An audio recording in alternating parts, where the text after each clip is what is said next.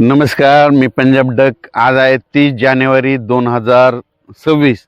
मागं म्हटलं होतं ना मी की 27-28च्या दरम्यान उत्तर महाराष्ट्राकडे पाऊस पडेल, तर तिकडे गारपीट देखील झाली आणि पाऊस देखील झाला आणि वादळ देखील झालं आणि शेतकऱ्याचं अतोनात नुकसान झालं. तर आता परत एकदा मी म्हटलं होतं ना, आता पुन्हा एकदा राज्यात वातावरण खराब होणार आहे.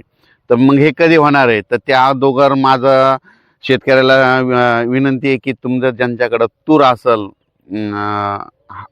असल, कोणाचा हरभरा काढायला आलेला असेल, तर मका काढायलेली आले असेल, तर त्या सर्व शेतकऱ्याला सांगू इच्छितो की हा अंदाज लक्षात घ्यायचा.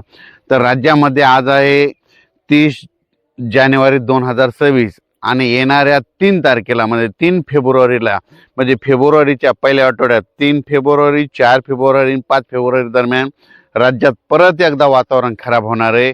म्हणून हे अंदाज लक्षात घ्यायचा. मग ते नेमकं कुठं होणार आहे? तर तुम्हाला सांगू इच्छितो, राज्यात ते वातावरण पूर्व विदर्भ, पश्चिम विदर्भ, उत्तर महाराष्ट्रामध्ये ह्या 3 विभागामध्ये राज्यात वातावरण खराब होणार आहे. आणि 3 विभागामध्ये सगळीकडे पाऊस पडणार नाही, पण तुरळक भागात काही ठिकाणी पाऊस पडणार आहे.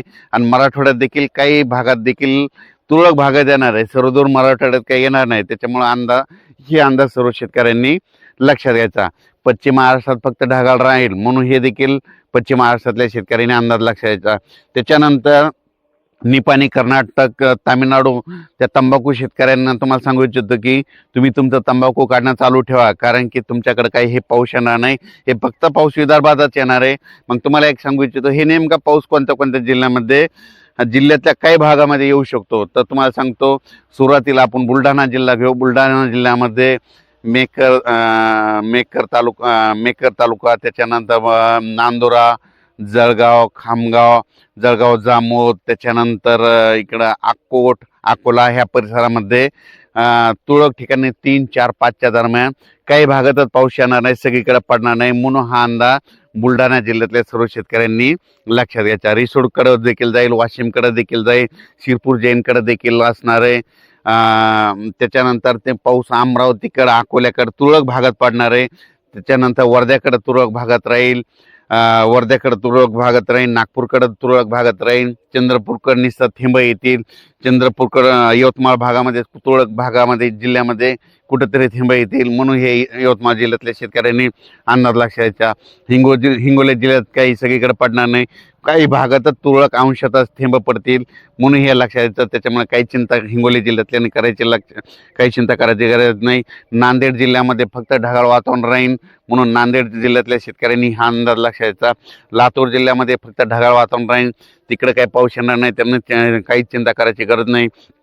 परभणी जिल्ह्यात देखील एवढा काही पावसाचा काही फरक पडणार नाही. फक्त परभणी जिल्ह्याचा जे इकडला भाग आहे, म्हणजे जिंतूर तालुका, शेलू तालुका ह्या पट्ट्यामध्ये तुरळक ठिकाणी कुठंतरी थेंब येतील, सगळीकडे पडणार नाही. त्याच्यामुळे परभणी जिल्ह्यातल्या शेतकऱ्यांनी हा अंदाज लक्षात घ्यायचा. जालना जिल्ह्यामध्ये भोकरदन, कन्नड, जाफराबाद, सिंदखेड राजा ह्या पट्ट्यामध्ये मात्र तिकडल्या भागात मात्र थेंब येणार आहेत. तिकडल्या शेतकऱ्यांनी म्हणजे तिकडल्या जालना जिल्ह्यातल्या त्या भागामध्ये पाऊस पडणार आहे. म्हणून हा अंदाज जालना जिल्ह्यातल्या शेतकऱ्यांनी लक्षात द्यायचा. संभाजीनगर जिल्ह्यामध्ये फुलंब्री त्या पट्ट्यात, कन्नड त्या पट्ट्यामध्ये, वैजापूर, गंगापूर त्या पट्ट्यामध्ये तुरळक ठिकाणी पाऊस येणार आहे. म्हणून हा अंदाज संभाजीनगरच्या शेतकऱ्यांनी लक्षात घ्यायचा. त्याच्यानंतर जळगाव जिल्ह्यामध्ये मात्र जळगाव जिल्हा, येरवंडोर, पारोळा बऱ्याच भागामध्ये पाऊस पडणार आहे. म्हणून जळगाव, नंदुरबार जिल्हा, धुळे जिल्हा, ह्या मालेगाव तालुका ह्या शेतकऱ्यांनी हा अंदाज लक्षात घ्यायचा. कारण की नाशिक, मालेगाव, धुळे, यावल त्या परिसरामध्ये पाऊस येणार आहे, तुरळक भागात पडणार आहे, सर्वदूर नाही पडणार.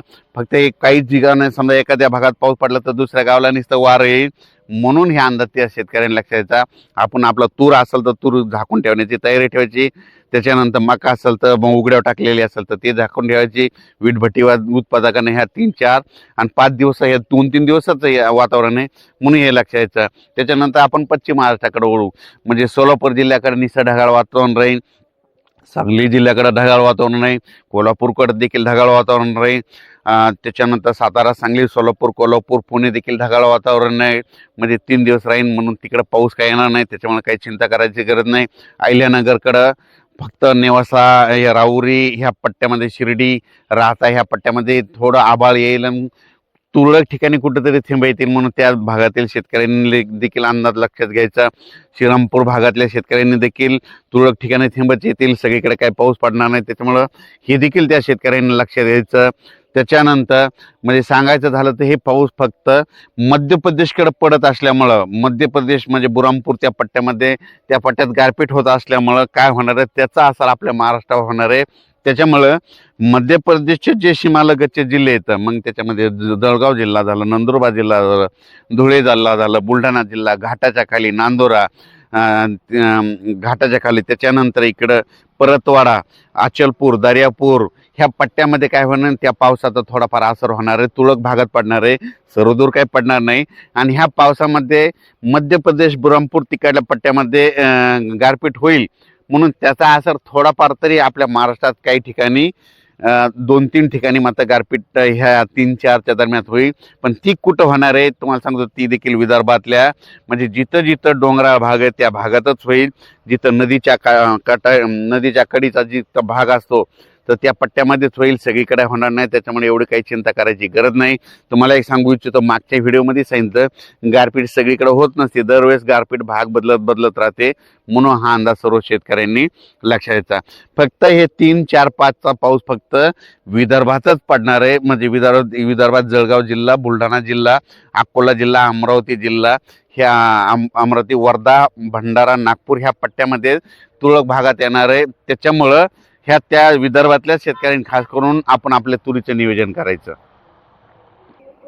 त्याच्यानंतर राज्याचं हे फक्त वातावरण 3 फेब्रुवारी, 4 फेब्रुवारी आणि 5 फेब्रुवारी दरम्यान राहणार आहे.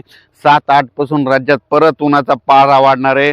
12 तारखेपासून राज्यात परत तीव्र ऊन वाढणार आहे. 12 तारखेच्या नंतर, 12 फेब्रुवारीच्या नंतर राज्यामध्ये दिवसात देखील गरमी जाणवायला सुरुवात होणार आहे. गरमी जाणून त्याच्यानंतर उन्हाचा पारा देखील वाढण्यास सुरुवात होणार आहे. 36-37 अंशापर्यंत पारा जाणार आहे. म्हणून द्राक्ष शेतकऱ्यासाठी आनंदाची बातमी, म्हणून हे अंदाज सर्व शेतकऱ्यांनी लक्षात घ्यायचा. याच्यानंतर पुढील अंदाज लगेच याच्या वातावरणात चेंज झाले की लगेच बदल झाल्याच्या नंतर देण्यात येईल. धन्यवाद.